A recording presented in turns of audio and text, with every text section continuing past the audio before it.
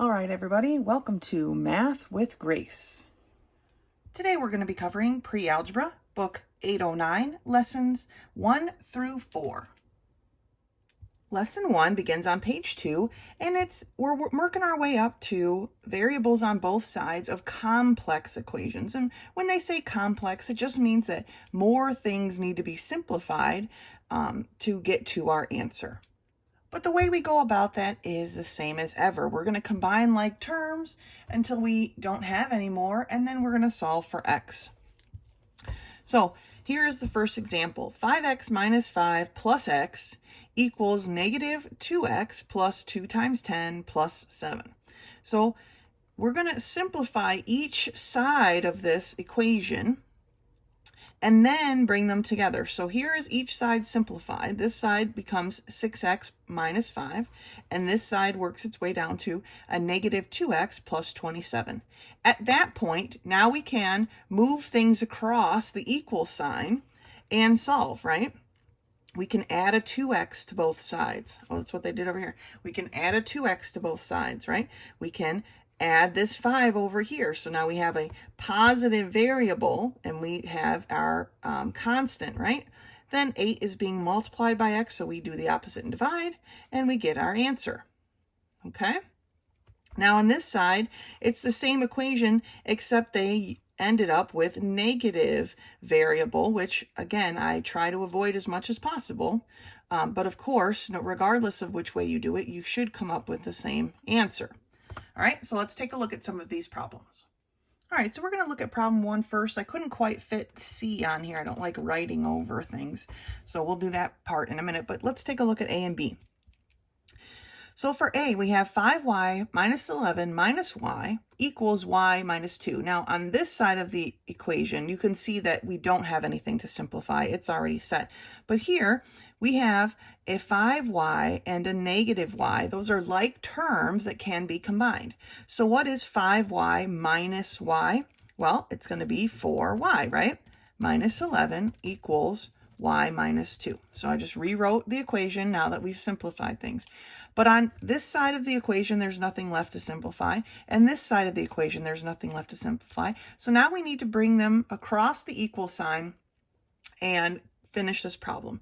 I want to keep my variable positive, so I'm going to move this y. Right now it's positive, so we do the opposite and we subtract. Okay? So these cancel out, right? Y minus y is 0, right? They become a 0. 4y minus y is now a 3y. Minus 11 equals a negative 2. Now I need to get rid of this 11. It's being subtracted, so we're going to do the opposite and add.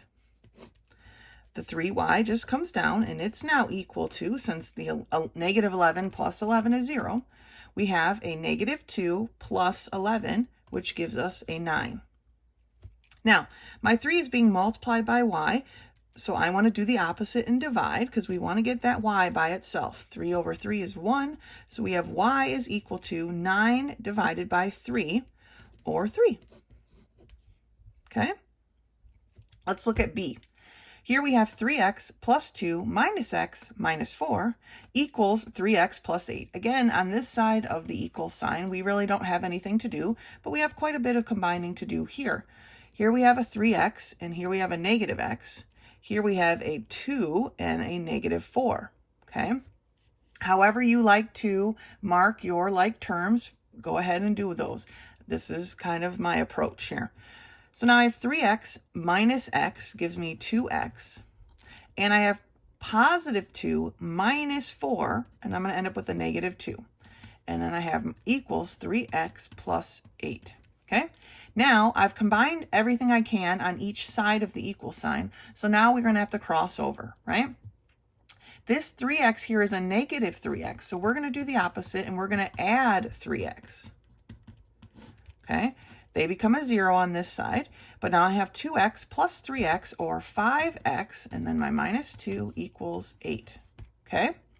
Now my 2 here is being subtracted, so we're going to do the opposite, and we're going to add it to both sides. This becomes a 0, so I have 5x equals 8 plus 2, or 10. Now my 5 is being multiplied by x, so we're going to do the opposite and divide. Okay, and we get that x is equal to 2. Good job. All right, let me write up that part C. All right, so for part C, we have -5 times the quantity 2x minus 3 equals 2x plus 3, okay? Now again, on the right-hand side, they've given us really nothing to do. But on the left-hand side, we need to distribute this -5 throughout this set of parentheses, okay? So -5 times 2x is going to give me a -10x. And -5 times a -3, okay, gives me a positive 15. And that's going to equal 2x plus 3. Now, I like to keep my variables positive. Here in these two problems, we moved a variable from the right to the left, but in this case, we're actually going to go from left to right. My 10 is a negative, so we're going to do the opposite and add it to both sides. These become a 0, and I'm left with 15 is equal to 2x plus 10x, which is 12x plus 3. Now, we need to get rid of this 3 because, right, our goal is to get the x by itself. 3 is being added, so we're going to do the opposite and subtract. This becomes a 0, and so we're left with 12x is equal to 15 minus 3. Well, what is 15 minus 3? It's 12, right? 12 is being multiplied by x, so we're going to do the opposite and divide. These become a 1, so we're left with x is equal to 12 over 12. If you have a pizza cut into 12 slices and you have all 12 of those slices, you have one pizza. Okay? So our x equals 1 for part C of question 1. Let's take a look at number 2. All right, we're going to do 2 in 2 parts here because this time they did happen to give us work on both sides of the equal sign. So our equation is 10a minus a plus 36 minus a equals 2a plus 3a minus 24 minus 9a. So we have a lot of things we need to combine. So I'm going to mark my like terms. 10a, -a, and a are all like terms. Now 36 is not, and I'm not going to bother marking it because there's nothing else to compare it to on that side of the equal sign. Over here I have 2a, 3a, and -9a. Okay? So now I'm going to combine my like terms. 10a minus a is 9a, minus a is 8a. Plus 36 equals 2a plus 3a, which is 5a.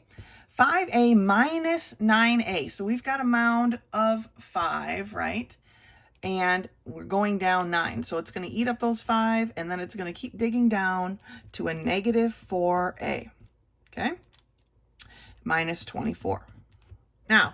Now we can cross the equal sign and continue combining our like terms. I want a positive variable. Here my 4 is a negative, so we're going to do the opposite and add 4 to both sides. These become a 0. I've got 8a plus 4a, so that's 12a plus 36 equals a -24. Okay, don't forget that sign. It's very important that the signs stay with the numbers. That's the entire term, okay? Now, we're still trying to get this a by itself, so we need to get rid of this 36. It's currently being added, so right then to get rid of it, we're going to subtract both sides. This becomes a 0, so we have 12a is equal to -24 minus 36, which is a -60. Okay, again, don't forget your sign. 12 is being multiplied by a. We're going to do the opposite and divide. This becomes a 1, so we have a equal to -60 divided by 12, which, if you're good at your inches to feet measurements, you would know that that is a 5. Okay, a equals -5. All right, let's take a look at part B. Okay, for part B, we have 20b minus 80 minus 4 equals 7b minus 12 plus 5b. So on the left side of the equal sign, we only have one variable, but we have two constants that need to be combined. Okay, and on the right side of our equation, we have two variables that need to be combined, but only one constant.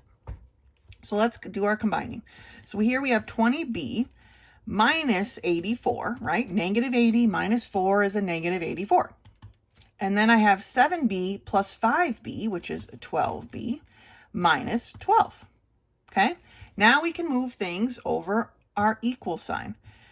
I want to keep my variable positive, so this is the largest one, so I'm going to move the 12b that way. It's currently a positive, so we're going to do the opposite and subtract 12b. These become a 0. Now I have 20b minus 12b, so I end up with 8b minus 84 equals negative 12. My 84 is a negative here, so we're going to do the opposite and add it to both sides.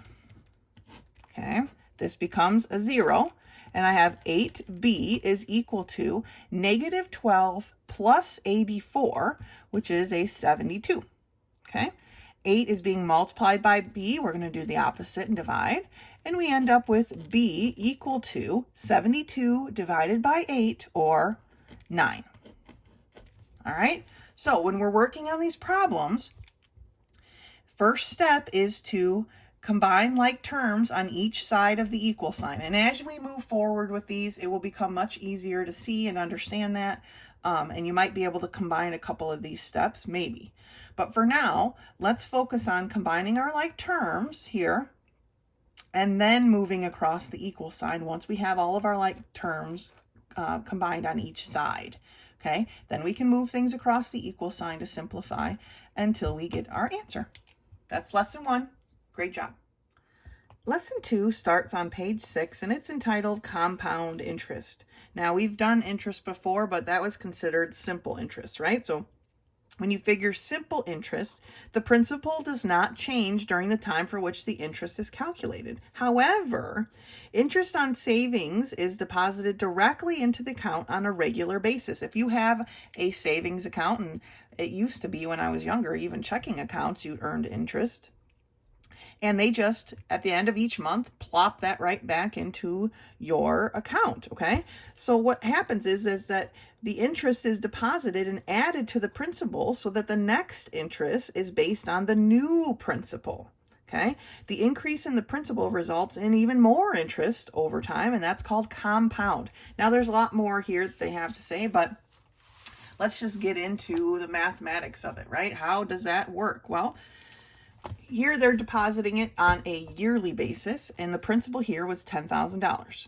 So they're earning 3% interest. So after 1 year, they've earned $300. Sorry, it's $10,000 at 3%.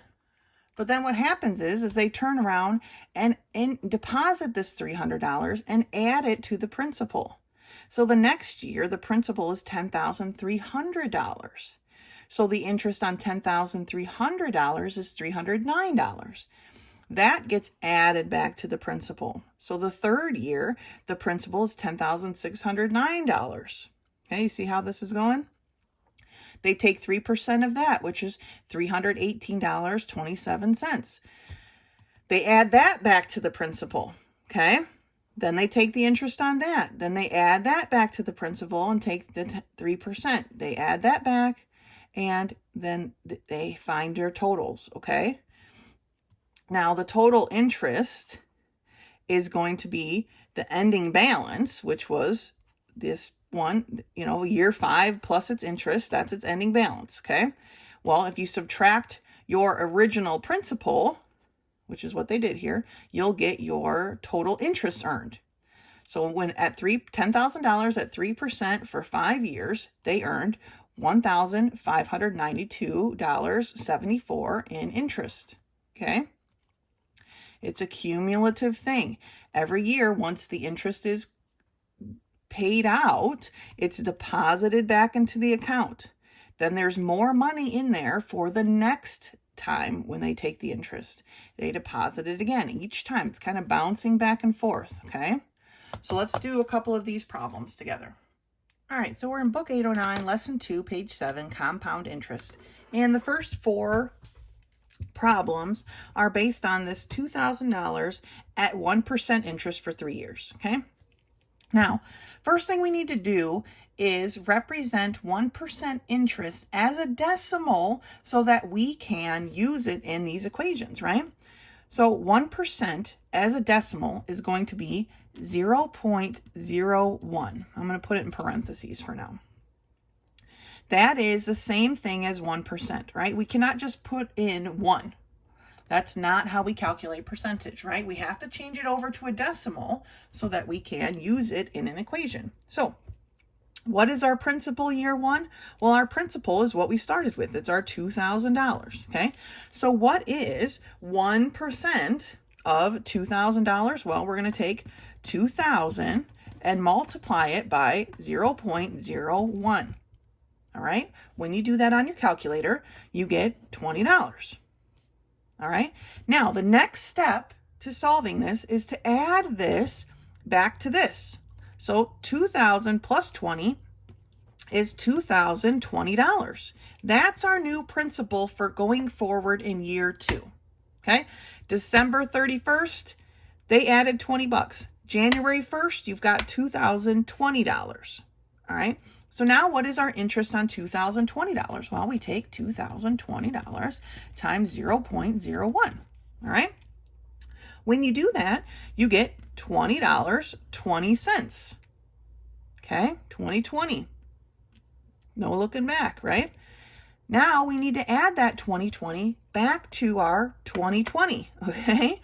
So $2,020 plus $20.20 gives us $2,040.20. That is our new principal going forward for year 3.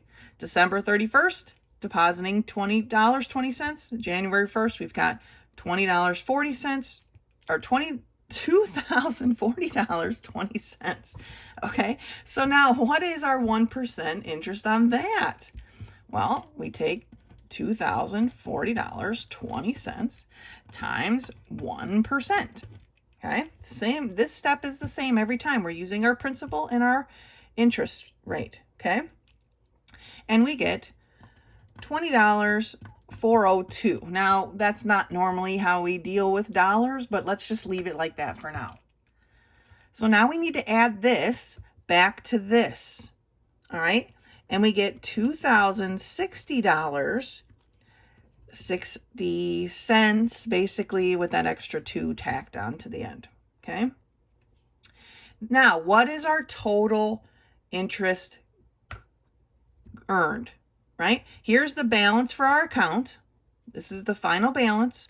What's the total interest? Well, we take our 2,060.02, right? 60 and a little 2 extra cents over there. And we subtract the $2,000. Okay, and what are we left with? Well, we're left with $60.60, 0.2. Now I'm going to chop that 2 off at this stage. Okay, I don't ever want to round until the very last answer. And this 2 has got nothing to add to value here, so we're just going to chop it off. So the total interest earned is $60.60. Okay, here's our ending balance. So we take our principal and we figure out our interest, and it goes on here. Then we add this interest back to the principal, and it becomes the principal of the next year. Then we do it again. We take the interest of that, then we add the interest back in, and that goes to the principal of the next year, and so on and so forth. Okay, let's take a look at 5 through 9. All right, so for problem 5 through 9, we're dealing with a $500 investment at 4% interest. And you know what? I wish I knew where this bank was, because I'd be dumping everything I had into it at 4% interest. But that's a fun thing about books, right? It's just, it's made up stuff. So year 1 principal, I kind of just shortened it down here. We're starting with that $500, okay? But how do we figure out 4%? Remember, we can't leave it just as a 4. We have to change it to a decimal so that it can be useful in this equation. And how we do that, right, is we move our decimal 2 places. So it's going to be 0.04 is what we use as to find our percent. Okay, that's the decimal equivalent of 4%. So to find our interest, we take $500 times 0.04. Okay, and when we do that, we get $20. So the next step is to add this $20 back to the $500 so that year 2 we have $520 going forward. Well, what's the interest for year 2 at $520 at 4%?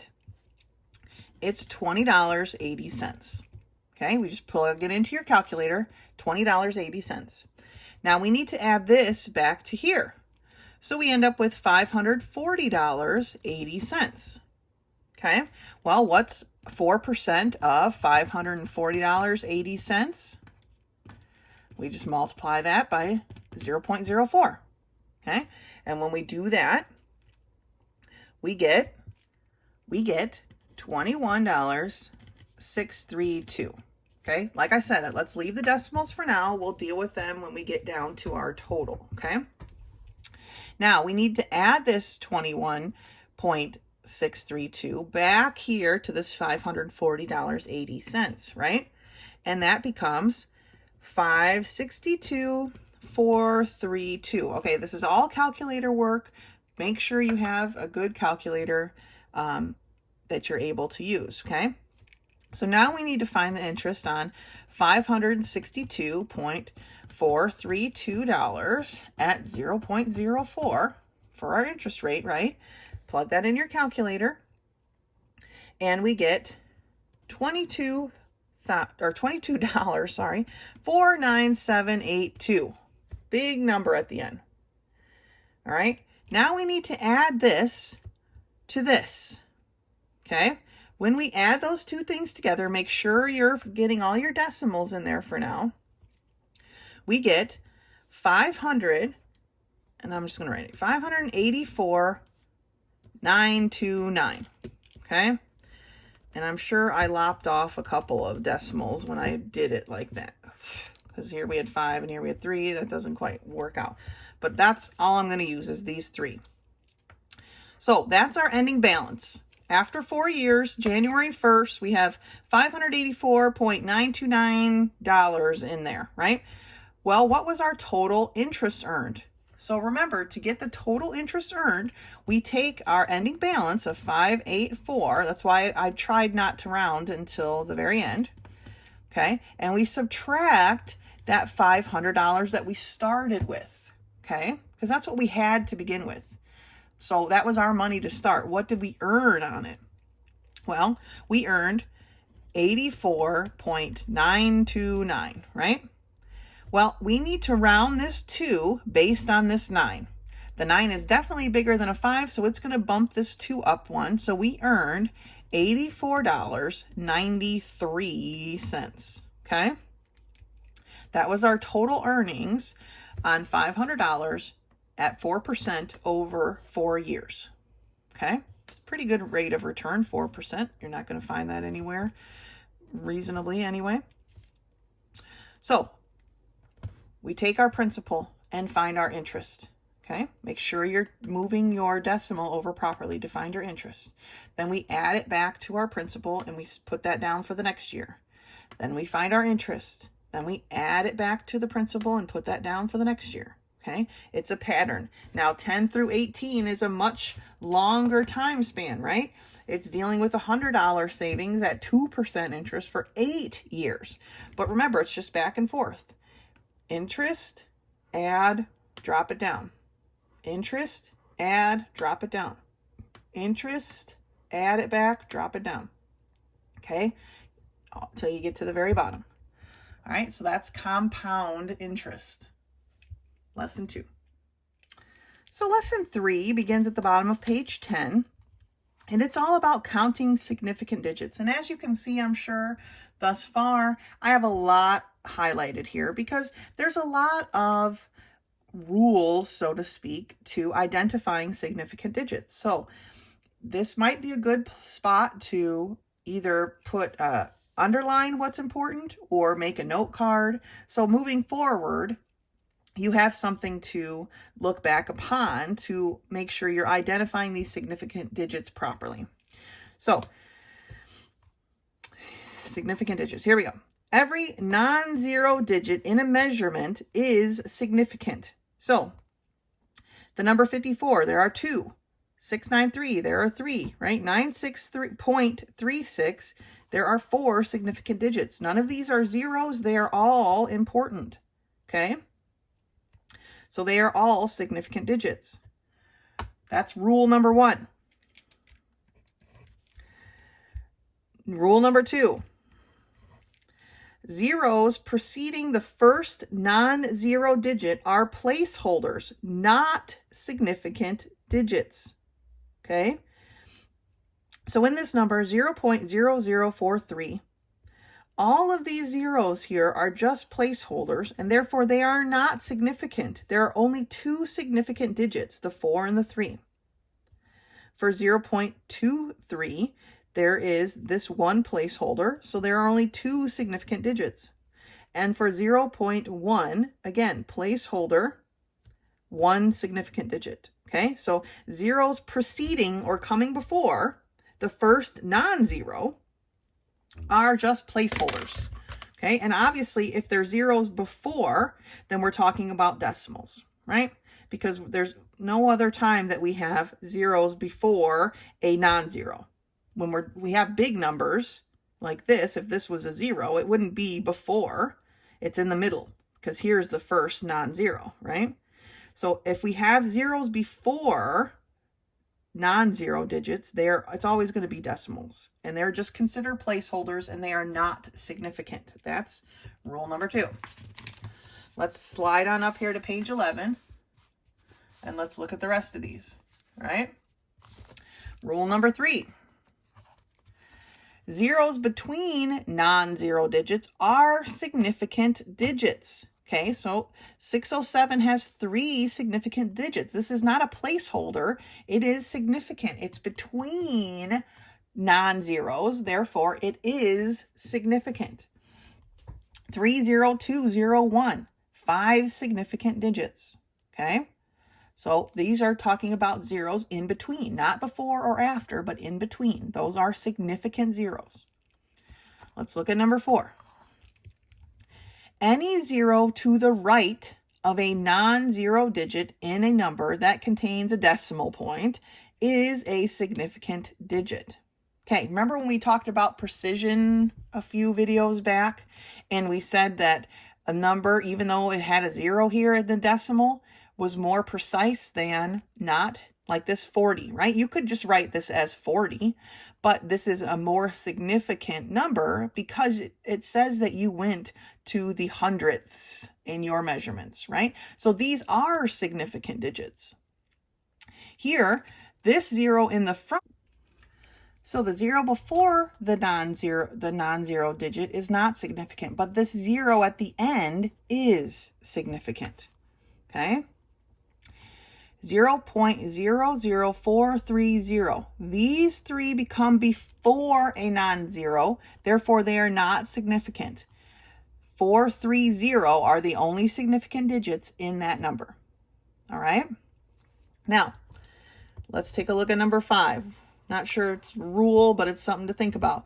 Sometimes a number will end with 1 or more zeros followed by a decimal point. In this case, the zeros before the decimal point are significant digits, okay? This one is pretty much similar to this number 4, right? They're kind of tied together. So 3000 point, right? 3000 decimal has 4 significant digits. And 450 with a decimal has 3 significant digits, okay? Last one, number 6. In a number without a decimal point, zeros to the right of a non-zero digit are not significant. So numbers 4 and 5 made them significant because of the decimal. But without the decimal point, the zeros at the end are no longer significant. Okay? So 79,000 only has 2 significant digits. 770 only has 1 significant digit, and 460 only has 2. If there was a decimal at the end, then they become important. But there is not, so they are not. Okay, so like I said, there are quite a bit of rules here. So you need to mark them in some way that you can review them later and make sure you have all your rules as we're working through. Okay, so let's take a look. 1 is done for us, so let's skip past that. For number 2, we have 7,200. Well, we just learned from Rule 6, right, that I marked here, that since there's no decimal, these last 2 digits have no significance. So there are only 2 significant digits in that number. But for B here, now we have 7,200, but it has a decimal. So now those zeros become significant because of that decimal. That's Rule 5, okay? And therefore, there are 4 significant digits here. All right. What about the next one, part C? We've got 7,200 decimal and a 0. What do we have that's significant here? Well, for this one, it embodies basically Rule 4, right? Any 0 to the right of a non-zero in a number that contains a decimal is a significant digit, right? This gives us our level of precision. Think about it that way. So for this number, we have 1, 2, 3, 4, 5 significant digits.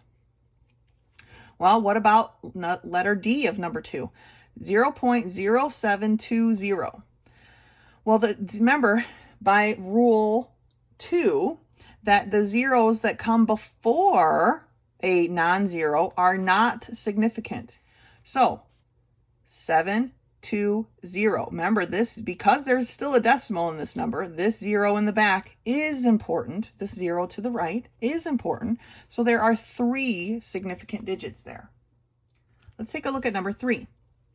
We have 0.00302. Okay. Number 2 tells us that these zeros in the front are not significant. Number 3 tells us that this 0 in the middle is significant, so there are 3 significant digits. What about 6.30?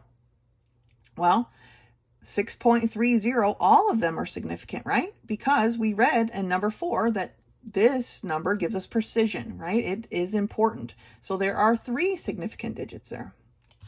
What about this one? 900, no decimal. This is Rule 6. These zeros become unimportant, and we have 1 significant digit. 3D gives us 40 point, or 40 decimal. It's weird that it's just a point, right? But because that decimal is there, it gives all of these digits significance, and therefore there are 2. What about 78.6? 78.6, there are no zeros for us to even think or worry about chopping off, so there are 3 significant digits. How about 4B, which is 472.05? Because the 0 is in the middle, right? That's number 3, rule number 3. Because the 0 is in the middle, it is significant, so we have 1, 2, 3, 4, 5 significant digits. What about 4C? We've got 408,000. Well, this 0 is in the between, so it's important, right? That's Rule 3. But these 3 zeros at the end, because there is not a decimal, are not significant. That's Rule 6. So this one has 3 significant digits. And lastly, we have 4D, which is the number 5,000.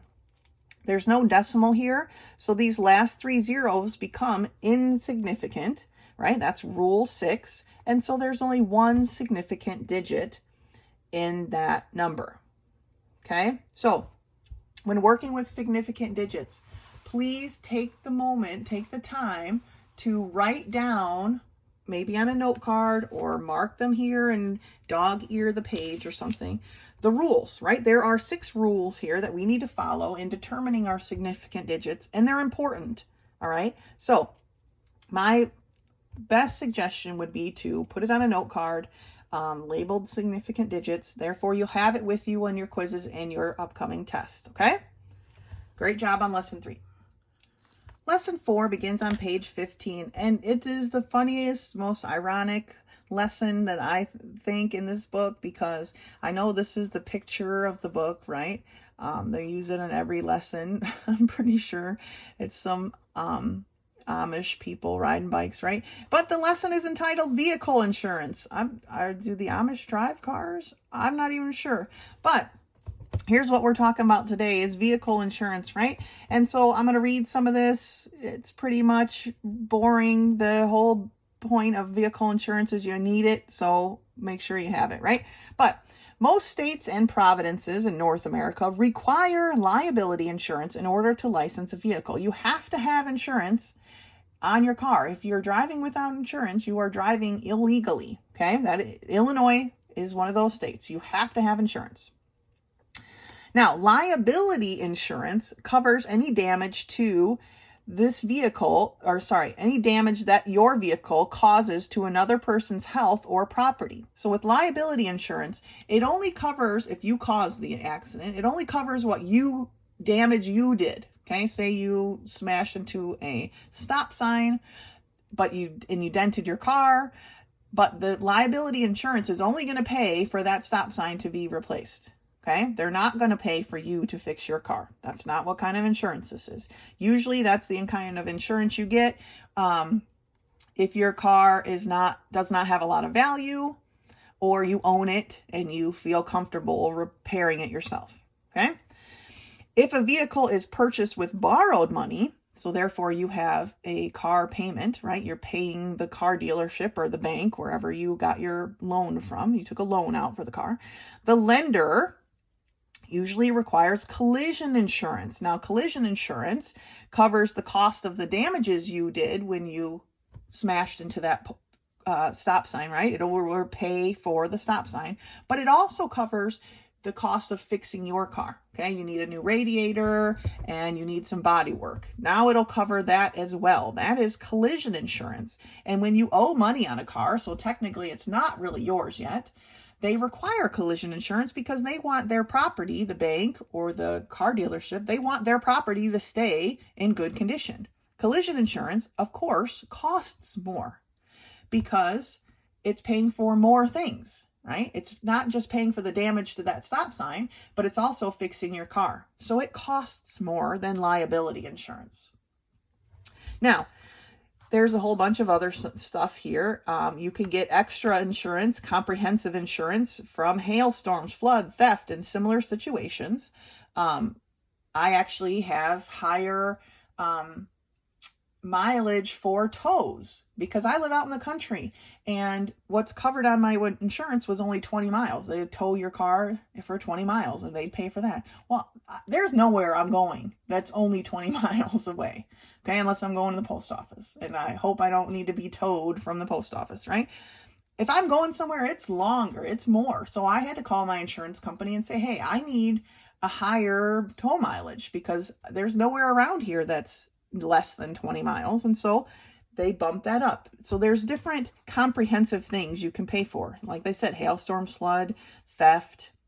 Some of this stuff, depending on where you are, if you're at your house or whatever, sometimes that stuff is covered on your homeowner's insurance, but we're getting too deep into. Insurance is a tricky, slippery slope of craziness. So it's something that's complicated, and when you become an adult and have to deal with all these things, it's nice to have a parent to talk to, because it's definitely a lot of different things in different areas, right? But let's keep going with this.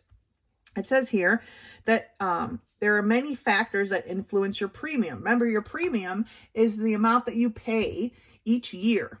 Okay, that's the premium, is the amount you pay for the insurance to the insurance company. And it says, if you are a student, your grades may affect the cost of liability coverage. Okay, if you're a straight A student, when I was young anyway, you got a better insurance rate than if you were a C student or less. Okay. Now, the value of the insured vehicle greatly influences the collision insurance rates. I kind of talked about that when we were up here, right?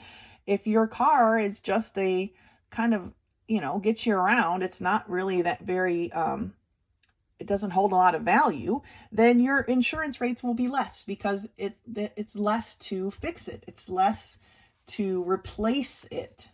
But if your car is pretty new and maybe you have a loan, maybe you don't, maybe you paid for it outright, but it's still a pretty new car, it's got low miles, well, your rates are going to be high because the cost to replace that, if for some reason it was totaled in an accident, are higher, right? If your car only costs $1,000 and you total it, well, it's $1,000. Here you go. The insurance company, here's your $1,000. But if your car is $40,000 car and you total it, well, that's a bigger chunk of money, right? So those things affect the rates, affect your premium, okay? And then the next major part is deductible. Deductible is the amount that you pay first. I'm going to slide this up here. Before the insurance company pays for things. So we hit that stop sign, remember? And obviously the insurance company is paying for the stop sign. And let's say we had collision insurance. So they also are considering, how much damage was done to your car. Well, the deductible is the amount that you have to pay first before the insurance company pays. And those deductibles can be all over the place.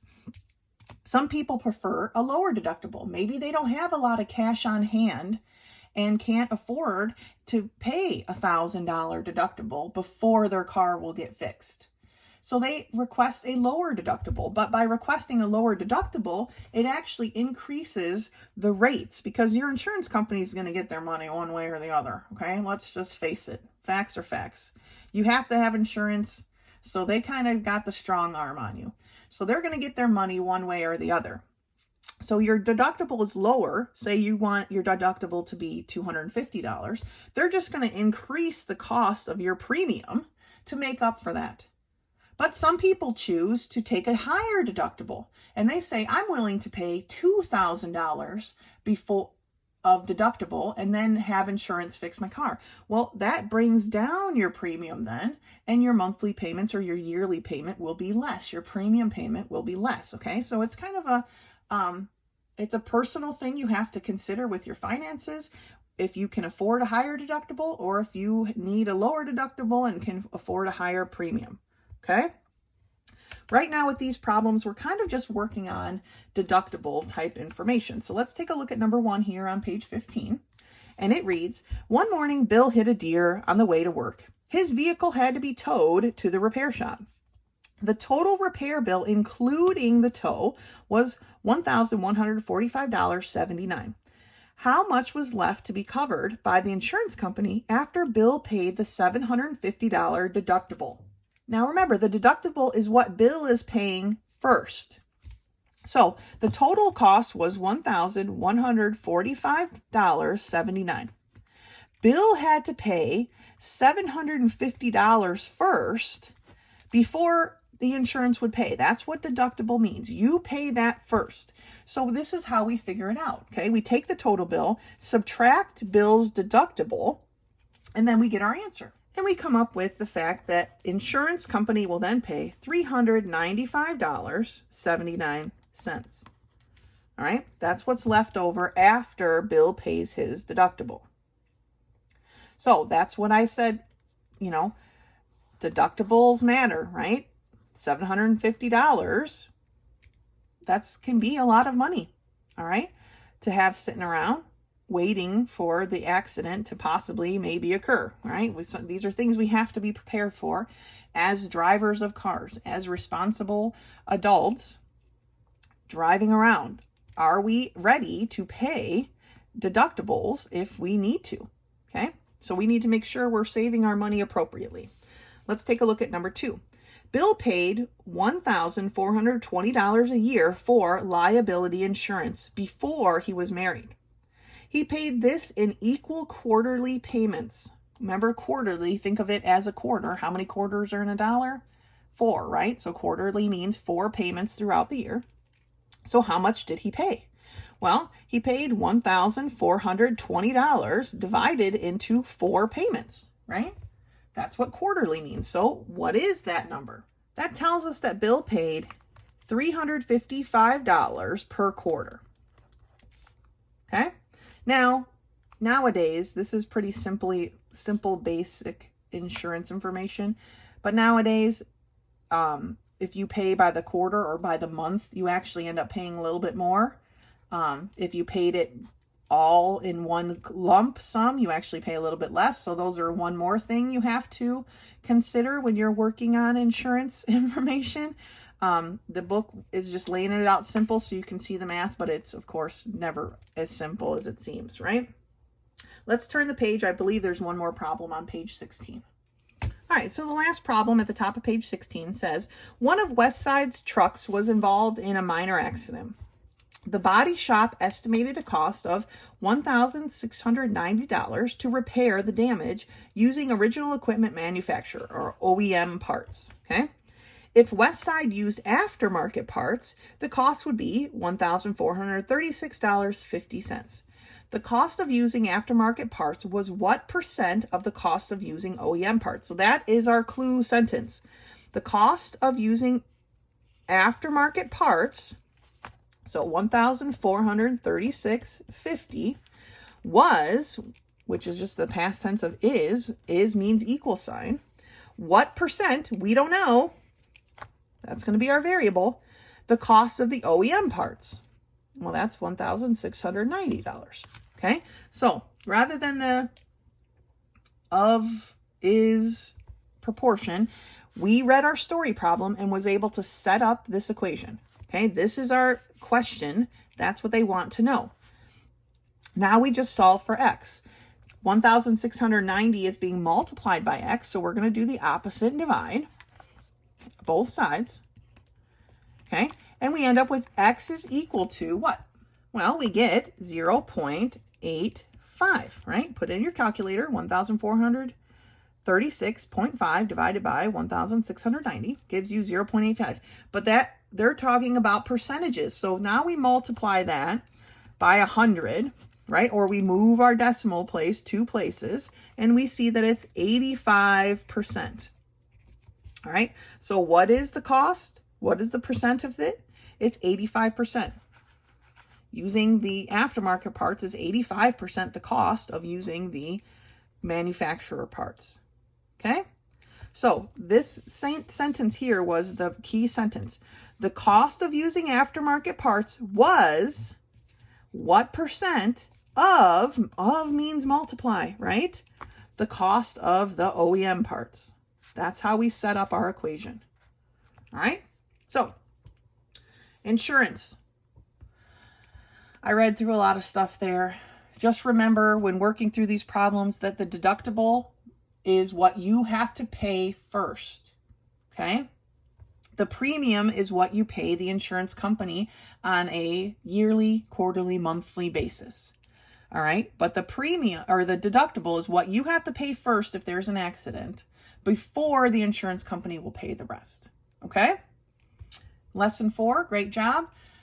Like always, if a question comes up, you can send me a text message or meet me in my office hours. Otherwise, until next time.